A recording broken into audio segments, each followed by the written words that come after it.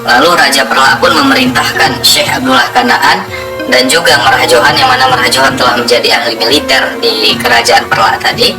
Nah, jadi Raja Perla ini memerintahkan Syekh Abdullah Kanaan dan juga Merah Johan untuk mengumpulkan seluruh pasukan-pasukan atau prajurit-prajurit terbaik daripada kerajaan Perla. Lalu diadakanlah seleksi hingga terpilihlah sekitar 500 orang prajurit terbaik. Kalau bahasa kita sekarang adalah pasukan khususnya daripada kerajaan Perla. Nah, 500 orang yang terpilih ini tadi tidak hanya berjumlah segitu saja, ternyata dapat bantuan sekitar 100-an orang prajurit daripada kerajaan Linge. Jadi Merah Adi Genali mengirim sekitar 100 orang pasukan ke daerah kerajaan Perla untuk membantu melawan kerajaan Sedu. Nah, lalu gabungan antara pasukan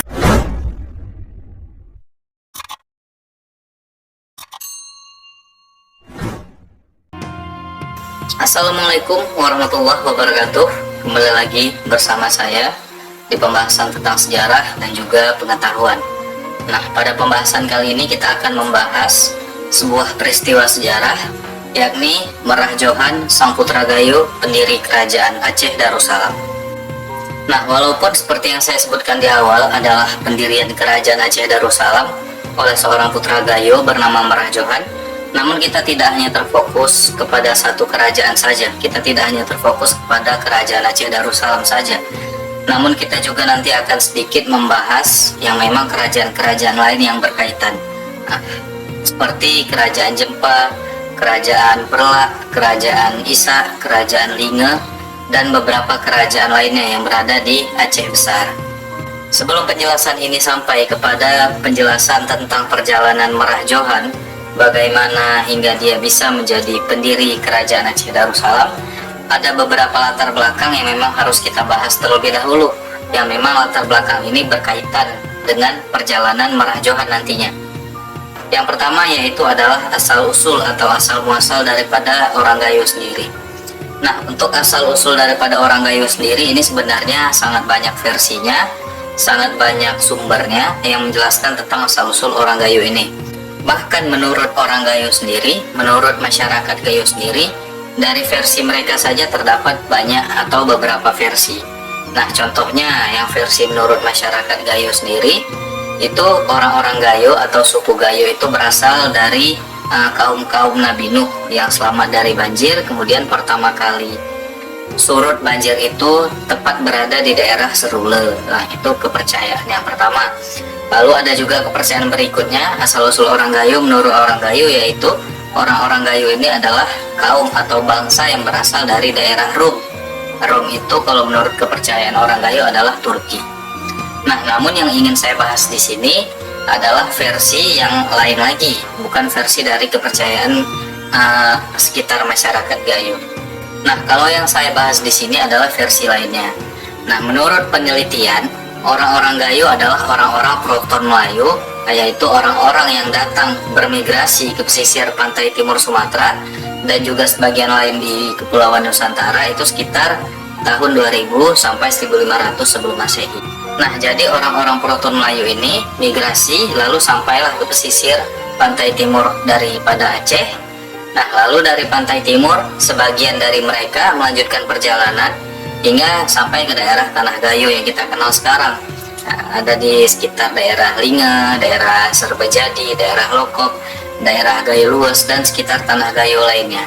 Namun sebagian juga masih ada yang tinggal di pesisir. Nah, ini yang tinggal di pesisir ini dengan tujuan untuk mengembangkan perikanan, mengembangkan teknologi nelayan dan sebagainya. Sedangkan masyarakat Gayo yang bermigrasi ke daerah dataran tinggi tadi, seperti tempat-tempat yang saya sebutkan, ini mereka lebih bertujuan untuk mengembangkan kembali sektor pertanian, karena memang dari tempat asalnya mungkin mereka ini adalah para petani yang hobi bercocok tanam. Jadi mereka memilih tempat yang daerah pedalaman, yang seperti kita kenal sekarang daerah Tanah Gayo adalah daerah yang subur. Jadi mereka memilih untuk migrasi ke sana. Dan bisa kita yakini juga bahwasanya orang-orang Gayo ini adalah suku tertua yang berada di Aceh Darussalam. Lalu kemudian untuk masyarakat-masyarakat Gayo yang telah bermigrasi ke daerah pedalaman, khususnya di daerah Linge, ini mereka perlahan-lahan masa demi masa mereka mendirikan sebuah kerajaan. Nah, namun kerajaan Linge yang ada di sini ini adalah kerajaan Linge awal, dan kerajaan Linge awal ini belumlah menganut agama Islam karena pada masa itu ajaran Islam belum dibawa oleh Rasulullah karena masanya masih sangat jauh. Menurut kepercayaan masyarakat Gayo sendiri, kerajaan Linge awal-awal ini mereka menganut ajaran tauhid yang diajarkan oleh Nabi Ibrahim. Nah, jadi kurang lebih mereka memberi nama pemahaman itu atau agama itu yaitu agama tauhid Ibrahim. Nah, kemudian kapankah Islam mulai masuk ke tanah Aceh? Menurut versi dari sebagian besar peneliti ataupun tokoh-tokoh Aceh sendiri, sebenarnya Islam sudah masuk ke tanah Aceh itu kurang lebih semasa dengan Rasulullah atau setidaknya semasa dengan cucu atau cicitnya Rasulullah. Nah, sekitar tahun 777 Masehi, bahkan di Jempa sendiri, di daerah Jempa itu kalau sekarang di Kabupaten Biren, telah berdiri sebuah kerajaan. Kerajaan itu bernama Kerajaan Islam Jempa, didirikan atau dideklarasikan oleh zuriat Rasulullah yang bernama Maharaja Syahrian Syah Salman. Jadi Maharaja Syahrian Syah Salman ini adalah zuriat Rasulullah melalui jalur ayahnya yang bernama Abdullah Al-Bahir. Lalu Abdullah Al-Bahir mempunyai ayah bernama Ali Zainal Abidin. Lalu Ali Zainal Abidin ini mempunyai ayah bernama Sayyidina Husain. Sedangkan Sayyidina Husain sendiri adalah cucu langsung daripada Rasulullah SAW. Nah, Maharaja Syahrian Syah Salman ini ketika mengembangkan Islam, dia juga menikah di Jempa dan memiliki 4 orang anak laki-laki dan seorang anak perempuan. Dari keempat orang anak laki-laki, salah seorangnya bernama Syahir Nui. Ini Syahir Nui ditugaskan oleh Maharaja Syahrian Syah Salman untuk mendirikan sebuah kerajaan di Tanah Perla. Karena Perla pada masa itu tengah ramai-ramainya, tengah memang menjadi suatu tempat yang berkembang karena memang pada masa itu Selat Melaka sedang menjadi pusat perdagangan yang sangat ramai pada kurang lebih abad ke-8 itu. Lalu Maharaja Syahrian Syah Salman memerintahkan anaknya yang bernama Syahir Nui tadi untuk mendirikan kerajaan di situ. Namun Syahir Nui mendirikan kerajaan Perla pun belumlah dideklarasikan sebagai kerajaan Islam. Jadi Syahir Nui hanya mendirikan sebuah kerajaan saja, belum dideklarasikan sebagai kerajaan Islam. Lalu kapan kerajaan Perla itu menjadi atau dideklarasikan sebagai kerajaan Islam? Nah, jadi setelah Syahir Nui mendirikan kerajaan Perla, beberapa masa kemudian datanglah rombongan dakwah daripada tanah Persia dan juga tanah Arab. Rombongan dakwah ini dikepalai oleh zuriat Rasulullah juga bernama Said Ali Muktabar. Nah, lalu Said Ali Muktabar ini menikah dengan adiknya dari Syahir Nui yang bernama Tansyir Dewi. Lalu dari hasil pernikahan antara Said Ali Muktabar dengan Tansyir Nui, lahirlah seorang anak bernama Said Maulana Abdul Aziz Syah. Lalu kemudian setelah dewasa Said Maulana Abdul Aziz Syah, kerajaan Perla pun yang awalnya didirikan oleh Syahir Nui diberikan atau untuk dilanjutkan tahtanya diberikan kepada Said Maulana Abdul Aziz Syah karena merupakan anak daripada adiknya yang bernama Tansyir Dewi tadi. Lalu anak Syahir Nui yang bernama Merah Baru itu di kerajaan Perla mendapatkan posisi atau diberikan posisi sebagai Perdana Menteri. Posisi yang tidak kalah tinggi juga dengan posisi Sultan, itu adalah posisi yang berpengaruh juga, itu Perdana Menteri. Lalu di era masa kepemimpinan Said Maulana Abdul Aziz Syah inilah barulah kerajaan Perla dideklarasikan sebagai kerajaan Islam pada tahun 840 Masehi. Lalu kerajaan Perla ini dipimpin turun-temurun oleh keturunan daripada Said Maulana Abdul Aziz Syah, dan juga begitu dengan posisi Perdana Menteri ditempati turun-temurun oleh keturunan daripada Merah Bahrum atau keturunan daripada Syahir Nui. Hingga pada akhirnya pada tahun 922 Masehi terjadilah perpecahan di kerajaan Perla ini. Nah, bagaimana perpecahannya? Di sini terjadi perpecahan antara pengikut paham Sunni dan juga pengikut paham Syiah. Nah, perpecahan ini terjadi antara keturunan daripada Syahir Nui dan juga keturunan daripada Said Maulana Abdul Aziz Syah, yang mana keturunan dari Said Maulana Abdul Aziz Syah itu mereka memilih untuk mengikuti paham Syiah, dan juga sedangkan untuk keturunan daripada Syahir Nui mereka memilih untuk mengikuti paham Sunni. Nah, jadi karena terjadi perpecahan, sering terjadi perselisihan sehingga menyebabkan kerajaan Perla ini terpecah menjadi dua. yakni yang pertama kerajaan Perla di pedalaman. Nah, ini yang dipimpin oleh pengikut paham Sunni, yang mana dipimpin oleh keturunan daripada Syahir Numi. Sedangkan untuk kerajaan Perla satu lagi ini bernama kerajaan Perla yang berada di pesisir. Kerajaan Perla yang di pesisir ini dipimpin atau dirajai oleh keturunan daripada Sayyid Maulana Abdul Aziz Shah dan juga berpaham Syiah. Lalu turun-temurun perpecahan ini terus berlangsung, perpecahan ini terus berlanjut. Lalu hingga pada akhirnya datanglah serangan daripada kerajaan Sriwijaya pada tahun 986 Masehi, sehingga menyebabkan kedua kerajaan Perla ini tadi bersatu. Nah, walaupun mereka bersatu, namun mereka tetap di bawah komando masing-masing, di bawah komando pimpinan mereka masing-masing, yakni kerajaan Perla yang di pedalaman. Nah, ini mengikuti komando daripada rajanya yang mana keturunan daripada Syahir Numi. Sedangkan untuk kelompok satu lagi, komando satu lagi, yakni adalah kelompok Perla pesisir, ini juga masih mengikuti komando daripada sultannya sendiri. Jadi walaupun mereka bersatu, mereka tetap di bawah komando sultan atau pimpinan mereka masing-masing. Nah, setelah mereka bersatu, lalu terjadilah pertempuran. Jadi dalam pertempuran ini mereka berhasil memukul mundur Sriwijaya. Jadi Sriwijaya yang notabene-nya ingin menguasai Perla, ingin menguasai Aceh, gagal lah untuk menguasai Perla tadi, karena mereka antara Perla pesisir dan Perla pedalaman berhasil bersatu, hingga gagallah Sriwijaya untuk menaklukkan kerajaan Perla ini. Namun dalam peperangan ini, dalam upaya mempertahankan kerajaan Perla daripada serangan Sriwijaya, ini pimpinan daripada kerajaan Perla pesisir, yakni yang mengikuti paham Syiah, di sini tewas di pertempuran melawan Sriwijaya itu. Jadi sultan yang memimpinnya pada saat itu adalah bernama Sayyid Maulana Mahmud Shah. Jadi Sayyid Maulana Mahmud Shah ini adalah sultan kerajaan Perla pesisir. Ketika pertempuran melawan Sriwijaya ini, dia tewaslah di situ. Lalu setelah tewasnya Sayyid Maulana Mahmud Shah sebagai pimpinan Perla pesisir, lalu Perla ini kembali dipimpin oleh sultan yang berasal daripada Sunni. Jadi Perla ini setelah penyerangan Sriwijaya kembali bersatu, dan bersatunya kembali dipimpin oleh sultan yang bermazhab atau yang berpaham Sunni. Yang memimpin Perla setelah terjadinya penyatuan kembali dari kerajaan Perla ini bernama Sultan Merah Mahdum Alaiddin Ibrahim Shah. Nah, jadi setelah dipimpin oleh Merah Mahdum Alaiddin Ibrahim Shah, kerajaan Perla ini seutuhnya kembali menjadi kerajaan Sunni. Jadi tidak ada lagi pemahaman tentang Syiah di situ. Jadi kerajaan Perla ini tidak terpecah lagi. Lalu setelah era kepemimpinan Merah Mahdum Alaiddin Ibrahim Shah di kerajaan Perla, lalu kerajaan Perla pun ingin lebih lagi untuk menyebarkan dakwah Islam ke daerah-daerah pedalaman, yang mana pada saat itu daerah pedalaman memang Islam belum begitu banyak dianut oleh masyarakatnya. Rata-rata untuk masyarakat di daerah pedalaman masih mengikut pemahaman lama, masih menganut agama lama, yakni agama Tauhid Ibrahim. Lalu Merah Mahdum Alaiddin Ibrahim Shah, yang mana adalah Sultan Perla pada saat itu, memerintahkan adiknya yang bernama Merah Ishak.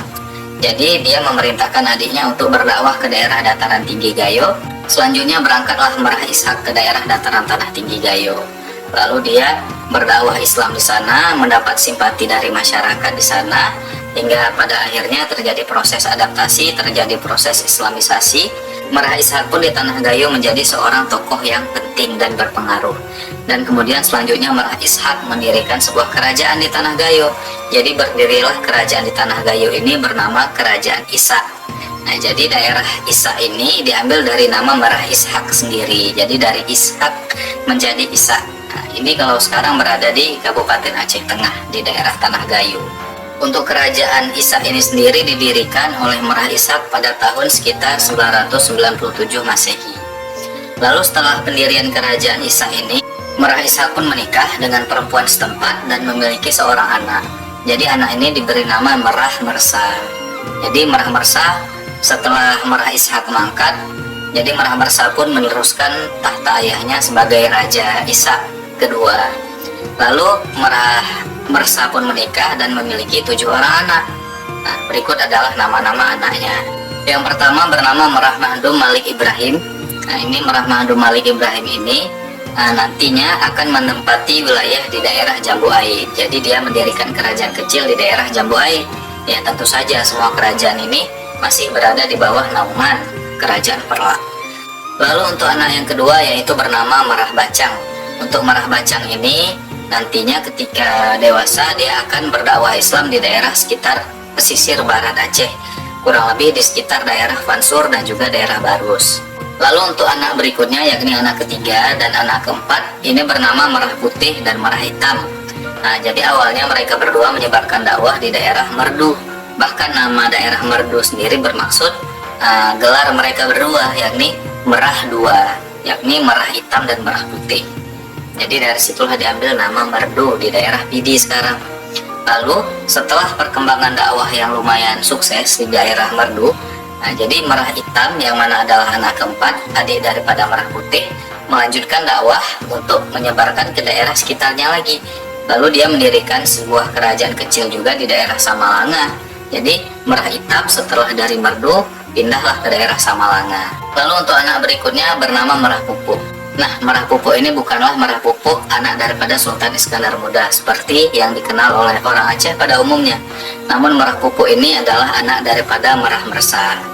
Jadi Merah Pupuk ini nantinya akan menempati wilayah di sekitar Aceh Barat, Melabuh, dan juga di sekitar Daya. Dia mendirikan kerajaan Islam kecil di situ dan juga sekaligus menyebarkan dakwah di daerah tersebut. Lalu untuk anak berikutnya ini bernama Merah Mege. Nah, untuk Merah Mege sendiri ini dia tidak merantau ke daerah manapun, dia menetap di Isa dan selanjutnya dia menggantikan ayahnya Merah Mersa. Nah, jadi dia Merah Mege ini menjadi Raja Isa ketiga menggantikan Merah Mersa. Lalu untuk anak terakhir daripada Merah Mersa ini bernama Merah Jernang. Nah, Merah Jernang ini nantinya akan mendakwahkan Islam dan juga mendirikan sebuah kerajaan kecil ini di daerah Lagan Raya. Nah, dari ketujuh anak Merah Mersa tadi kita akan mengerucut kepada satu nama, yakni anak pertama Merah Mahdu Malik Ibrahim yang menempati wilayah Jambu Ai. Jadi Merah Mahdu Malik Ibrahim ini jadi menikahlah dia di Jambu Ai dan memiliki seorang anak bernama Merah Adi Genali. Selanjutnya Merah Adi Genali dari Jambu Ai dia berangkatlah ke Tanah Gayo, lalu dia menemui pamannya yang saat itu sedang menjabat sebagai raja di daerah Isa. Dia meminta restu, meminta izin kepada pamannya sedang menjabat pada saat itu yakni Merah Mege untuk melanjutkan dakwah Islam di daerah sekitar Tanah Gayo juga. Lalu dipilihnya lah daerah Linge. Lalu setelah mendapat izin dan restu daripada Merah Mege, Merah Adi Genali pun pergi untuk ke daerah Linge untuk menyebarkan dakwah di sana. Kebetulan seperti yang saya sebutkan di awal, di daerah Linge tadi memang sudah ada kerajaan Linge awal yang belum menganut Islam. Dan pada saat Merah Adi Genali tiba ke sana, kerajaan Linge itu tadi memang sedang terjadi kekosongan kekuasaan. Lalu Merah Adi Genali pun terus menyebarkan dakwah Islam, menjadi tokoh penting di sana, menjadi orang penting di sana, menjadi orang yang berpengaruh di daerah Linge, sehingga Adi Genali pun diangkatlah menjadi raja di kerajaan Linge.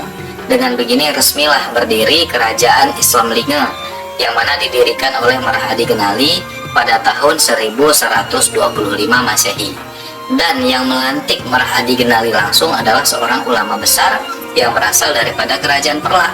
Nah, jadi kerajaan Perlak sebelum didirikannya kerajaan Linge Islam oleh Merah Adi Genali mengirimlah utusan ke sana untuk melantik Merah Adi Genali tadi. Nah, jadi yang melantiknya ini syekh atau ulama besar bernama Syekh Sirajuddin, atau dikenal oleh orang-orang Gayo pada umumnya ini adalah bernama Tengku Cik Serule. Lalu berikutnya Merah Adi Genali pun menikah dan memiliki 4 orang anak. Nah, untuk anak yang pertama itu bernama Datu Beru atau Siti Lela. Jadi Datu Beru ini nantinya akan menjadi juru kunci atau pemangku adat di kerajaan Linge. Lalu anak berikutnya atau anak kedua ini bernama Merah Lingga atau Merah Linge. Nah, Merah Linge ini nantinya akan menjadi Raja Linge kedua atau Raja Linge kedua menggantikan Merah Adi Genali. Jadi dia hanya menetap di daerah Linge. Lalu untuk anak ketiga ini bernama Merah Johan. Nah, Merah Johan ini awalnya dinobatkan sebagai putra mahkota. Walaupun dia bukan anak tertua, namun dari hasil musyawarah keluarga Merah Johan ini dinobatkan sebagai putra mahkota. Lalu karena dia dinobatkan sebagai putra mahkota, dia disekolahkan lagi lah, diberikanlah pendidikan lebih khusus, lebih lanjut di daerah Bandar Pelak. Itu nanti akan kita bahas secara khusus. Nanti akan masuk secara khusus ke pembahasan tentang Merah Johan. Lalu untuk anak berikutnya, anak keempat dari Merah Adi Genali ini bernama Merah Sibaya Lingga. Nah, Merah Sibaya Alingga ini ketika dewasanya nanti akan menyebarkan Islam ke sekitar pegunungan-pegunungan dari daerah Tanah Gayo, sampailah dia akhirnya kepada daerah Tanah Karo. Nah, jadi dia menikah di Tanah Karo. Nah, anak-anaknya daripada Merah Sibaya Alingga ini awalnya memang masih memeluk agama Islam. Lalu untuk anak-anak berikutnya, generasi berikutnya dari Merah Sibaya Alingga barulah tidak memeluk Islam lagi. Nah, Merah Sibaya Alingga ini ada juga yang mengatakan dia sebenarnya karena tidak mampu disunat, dia melarikan diri ke Tanah Karo. Jadi dia memiliki ilmu kebal, dia tidak mampu disunat, dia tidak ada alat potong apapun yang mampu untuk menyunat dia atau menghitan dia. Makanya dia malu, lalu dia lari ke Tanah Karo. Namun ini adalah cerita yang salah. Cerita yang sebenarnya benar, yang menurut saya itu dan saya yakini itu benar adalah seperti yang saya sebutkan tadi. Dia mendakwahkan Islam di daerah pegunungan karena daerah pegunungan pada masa itu daerah yang ramai, banyak masyarakat yang bertani di situ, sehingga dari daerah Tanah Gayo perlahan-lahan hingga sampailah ke Tanah Karo.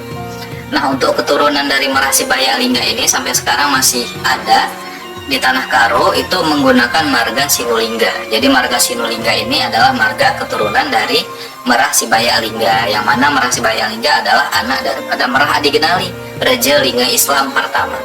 Nah, lalu berikutnya kita akan fokus dan mengerucut kepada satu nama dari keempat nama anak Raja Lingga tadi, keempat nama anak Merah Adigenali tadi, yakni Merah Johan. Karena memang dalam pembahasan ini ya memang berjudul Merah Johan, bagaimana perjalanan dia hingga mendirikan kerajaan Aceh Darussalam.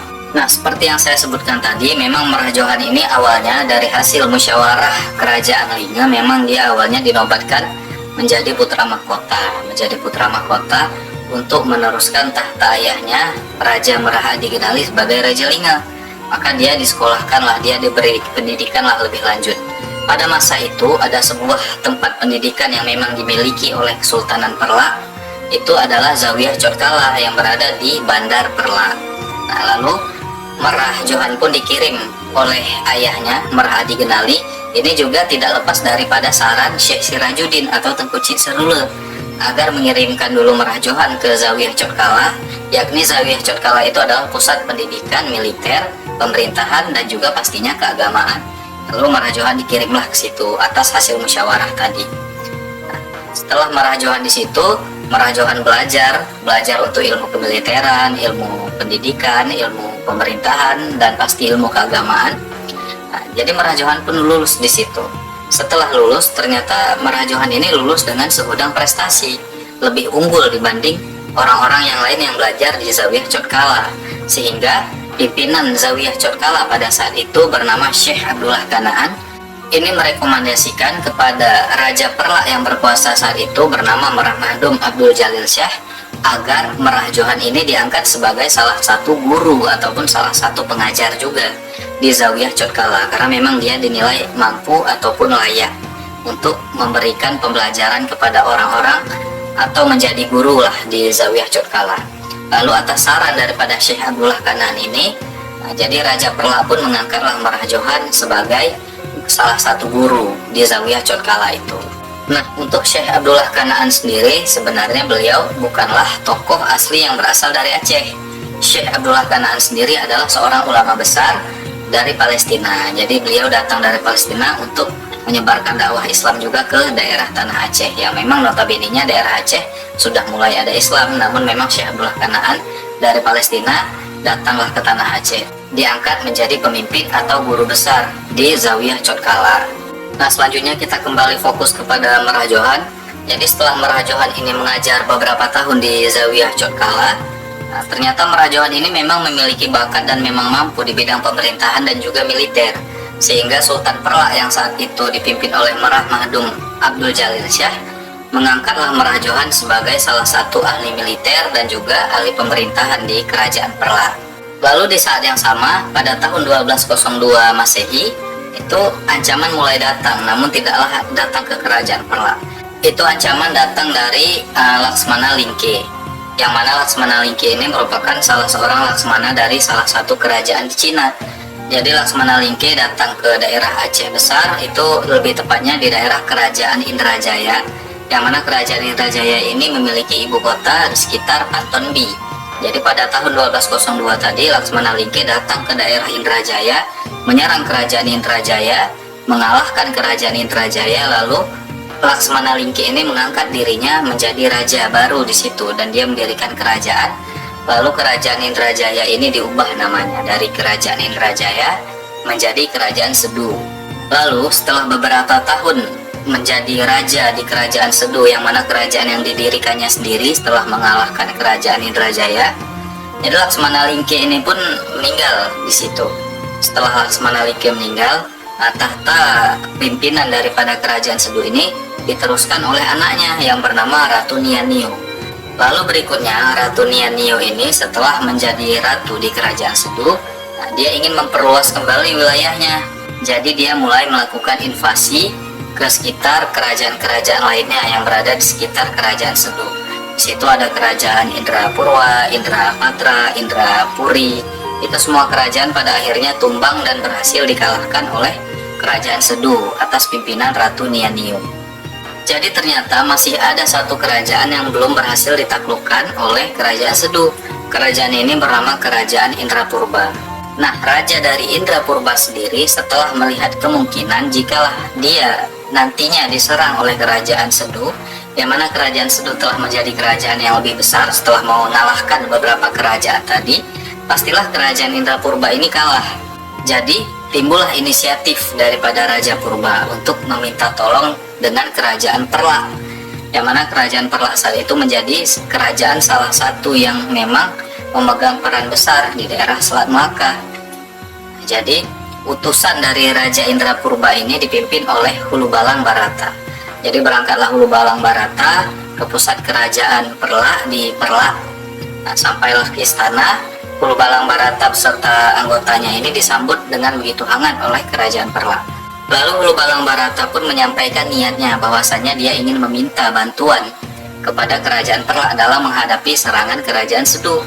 Lalu setelah dilakukan musyawarah, Raja Perlak pun setuju untuk membantu kerajaan Indrapurba dalam melawan kerajaan Sedu. Karena memang jika berhasil nantinya kerajaan Sedu mengalahkan kerajaan Indrapurba, otomatis kerajaan Sedu akan menjadi kerajaan yang superpower.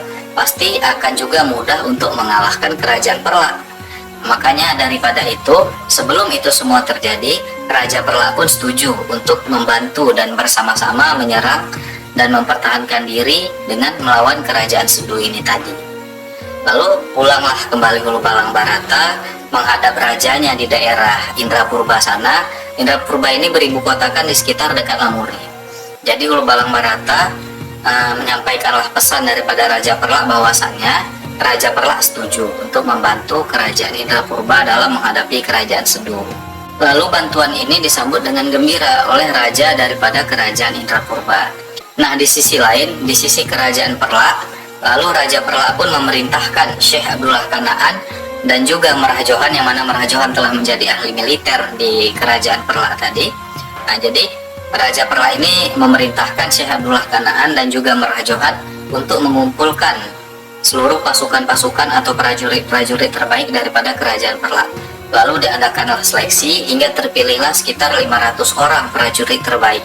Kalau bahasa kita sekarang adalah pasukan khususnya daripada kerajaan Perlak. Nah, 500 orang yang terpilih ini tadi tidak hanya berjumlah segitu saja, ternyata dapat bantuan sekitar 100-an orang prajurit daripada kerajaan Linga. Jadi Merah Adi Genali mengirim sekitar 100 orang pasukan ke daerah kerajaan Perlak untuk membantu melawan kerajaan Sedu. Nah, lalu gabungan antara pasukan kerajaan Perlak ini tadi dengan pasukan kerajaan Linga berjumlah sekitar kurang lebih 600-an orang. Ini dilatih kembali, dilatih secara khusus, di-upgrade kembali, ditingkatkan kembali kemampuan bertempur mereka, kemampuan militer mereka, dilatih langsung oleh Syekh Abdullah Kanaan dan juga Merah Johan. Nah, jadi setelah mereka selesai pendidikan, pasukan perang ini diberi nama oleh Sultan Perlak pasukan Angkatan Perang Syahudan, di mana pasukan ini yang menjadi panglimanya adalah Syekh Abdullah Kanaan, ulama dari Palestina, dan yang menjadi wakil panglimanya adalah Merah Johan sendiri. Lalu setelah selesai diadakannya pelatihan kembali untuk prajurit-prajurit ini tadi, diadakanlah pelepasan atau diadakanlah upacara pelepasan Angkatan Perang Syahudan ini. Setelah diadakan pelepasan, Angkatan Perang Syahudan ini berangkatlah ke daerah Indrapurba untuk membantu kerajaan Sedu. Lalu sesampainya pasukan angkatan perang Syahudan ini ke kerajaan Indrapurba, raja daripada kerajaan Indrapurba pun mengangkat Syekh Abdullah Kanaan menjadi penasehat di kerajaan Indrapurba. Lalu karena adanya dua jabatan yang memang dua-duanya penting dalam mempertahankan diri daripada serangan kerajaan Sedu, lalu posisi panglima daripada pasukan angkatan perang Syahudan ini diberikan kepada wakilnya, yakni Merah Johan. Nah, jadi setelah menjadi penasehat, Syekh Abdullah Kanaan pun menyarankan kepada Raja Indrapurba yang berkuasa saat itu agar seluruh masyarakat atau pemuda-pemuda Indrapurba agar mereka ini ditingkatkan kembali, dilatih kembali. Jadi yang masyarakat biasa pun yang memang memiliki kemampuan untuk militer dilatih kembali sehingga menjadi prajurit. Nah, dan juga selain daripada itu, Syekh Abdullah Kanaan pun menyarankan agar seluruh sumber daya alam yang tersedia di kerajaan Indrapurba ini dimanfaatkan untuk dijadikan alat-alat perang, untuk dijadikan kapal, untuk dijadikan pedang misalnya, dan lain sebagainya. Lalu setelah mendengar saran dan nasihat daripada Syekh Abdullah Kanaan ini, ya Raja Indrapurba pun setuju. Lalu dipilihlah Merah Johan untuk melaksanakan tugas tadi. Lalu Merah Johan pun melatihlah seluruh masyarakat Indrapurba untuk dijadikan militer, untuk membantu angkatan perang Syahudan ini dalam berperang nantinya melawan kerajaan Sedu. Dan seluruh sumber daya alam yang memang bisa dimanfaatkan daripada kerajaan Indrapurba ini mulai dimanfaatkan untuk menambah suplai daripada angkatan perang Syahudan ini tadi. Nah, kesempatan dalam melatih masyarakat ini dimanfaatkan oleh Merah Johan tidak hanya sekedar melatih militer untuk masyarakat Indrapurba, namun Merah Johan juga menyebarkan agama Islam. Nah, jadi sambil menyelam minum air, seperti kata pepatah itu. Jadi Merah Johan pun memanfaatkan kesempatan dia dalam melatih militer sekaligus mengajarkan dakwah Islam. Sehingga setelah dilakukan pelatihan selama kurang lebih berbulan-bulan, nah, jadi banyak daripada prajurit atau juga masyarakat daripada Indrapurba ini akhirnya memeluk agama Islam. Karena memang agama Islam adalah agama yang cocok bagi mereka, karena ini adalah agama yang tidak memandang kasta. Jadi banyak daripada masyarakat Indrapurba itu yang memilih untuk memeluk agama Islam setelah dilatih oleh Merah Johan. Jadi memang pengaruh Merah Johan di proses islamisasi kerajaan Indrapurba itu besar. Dan juga selain dari proses islamisasi, pengaruh Merah Johan di dalam militer juga sangat besar. Setelah Merah Johan melatih masyarakat daripada kerajaan Indrapurba dan juga melatih kembali prajurit dari Indrapurba sendiri, lalu Merah Johan pun menilai bahwasannya pelatihan ini dinilainya telah cukup sehingga sangguplah, akan mampulah nantinya untuk membendung serangan daripada kerajaan Sedu. Lalu hingga pada akhirnya di sekitar awal-awal tahun 1205 datanglah serangan yang dahsyat daripada kerajaan Sedu. Nah, tentu saja prajurit Merah Johan ini prajurit daripada kerajaan Indrapurba yang dibantu dengan angkatan perang Syahudan daripada kerajaan Perla. Mereka telah siap untuk menghadapi kerajaan Sedu karena memang telah dilatih sedemikian rupa oleh Merah Johan dan juga Syekh Abdullah Kanaan. Lalu selanjutnya pertempuran sengit pun terjadi di sekitar Aceh Besar. Nah, jadi kerajaan Sedu pun menyerang habis-habisan di daerah Lamuri. Namun semua serangan yang dilakukan oleh kerajaan Sedu atas pimpinan Ratu Nianio ini gagal. Semua serangan mereka berhasil dipatahkan oleh angkatan perang yang telah dilatih oleh Merah Johan ini. Bahkan Merah Johan berhasil menyerang kembali kerajaan Sedu bahkan sampai di kerajaan Sedu sendiri, yakni di daerah Indrajaya. Nah, di daerah Pantonbi berhasil diserang kembali oleh Merah Johan. Jadi bukan hanya sekedar bertahan, Merah Johan pun berhasil memukul mundur kerajaan Sedu hingga kembali ke kerajaannya. Hingga pada akhirnya terjadi pertempuran sengit kurang lebih sekitar 3 bulan. Pertempuran sengit itu terjadi di sekitar Kuala Naga dan juga daerah Lingke. Di situ terjadi pertempuran sengit sangat dahsyat. Banyak pasukan dari kedua belah pihak tewas di situ. Hingga pada akhirnya kerajaan Sedu pun terpukul mundur, kerajaan Sedu pun kalah. Jadi seluruh prajurit daripada kerajaan Sedu yang tersisa yang menyatakan diri menyerah, mereka ditawan di kerajaan Indrapurba. Begitu juga dengan pimpinan mereka yang bernama Ratu Nianio. Ratu Nianio pun akhirnya ditawan. Bahkan yang menangkap langsung Ratu Nianio adalah Merah Johan. Dan disitulah Ratu Nianio jatuh cinta dan juga jatuh hati kepada Merah Johan. Dia berharap untuk Merah Johan nantinya akan menikahinya. Jadi setelah berhasilnya pasukan yang dipimpin Merah Johan dalam mengalahkan kerajaan Sedu ini, semua pasukan sisa daripada kerajaan Sedu yang menyerah dan juga Ratu Nianio akhirnya ditawan di tawanan kerajaan Indrapurba. Lalu kemudian pada sekitar bulan Maret tahun 1205 Masehi, diadakan upacara besar-besaran, atau kalau sekarang kita katakan ini syukuran besar-besaran, karena telah berhasil menang melawan kerajaan Sedu. Jadi pasukan yang dipimpin Merah Johan ini berhasil mempertahankan kerajaan Indrapurba sehingga tidak ditaklukkan oleh kerajaan Sedu. Bahkan bukan hanya mempertahankan kerajaan Indrapurba, Merah Johan pun berhasil membebaskan kerajaan lainnya seperti Indrapatra, Indrapuri, Indrapurwa daripada cengkraman kerajaan Sedu. Sehingga atas prestasi ini banyak pembesar-pembesar dari semua kerajaan tadi, Indrapatra, Indrapuri, Indrapurba, Indrapurwa, Indrajaya, atau telah berganti nama menjadi kerajaan Sedu, para pembesar kerajaan ini akhirnya memilih memeluk agama Islam. Lalu karena atas prestasi yang gemilang ini juga, Merah Johan dinikahkanlah dengan anak daripada Raja Indrapurba. Namun selang 1 bulan pernikahan antara Merah Johan dengan anak Raja Indrapurba, Ratu Nianio yang dari dalam tahanan meminta hak bicaranya, karena dia memang seorang ratu, walaupun dia tahanan, walaupun dia tawanan, dia memiliki hak bicara. Jadi Ratu Nianio ini menyampaikanlah kepada Merah Johan, menyampaikanlah kepada Syekh Abdullah Kanaan, menyampaikanlah juga kepada Raja Indrapurba bahwasanya ia ingin dinikahkan dengan Merah Johan.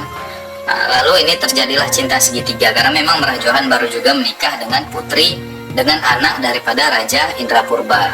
Lalu permasalahan ini berhasil diselesaikan dengan baik oleh Syekh Abdullah Kanaan.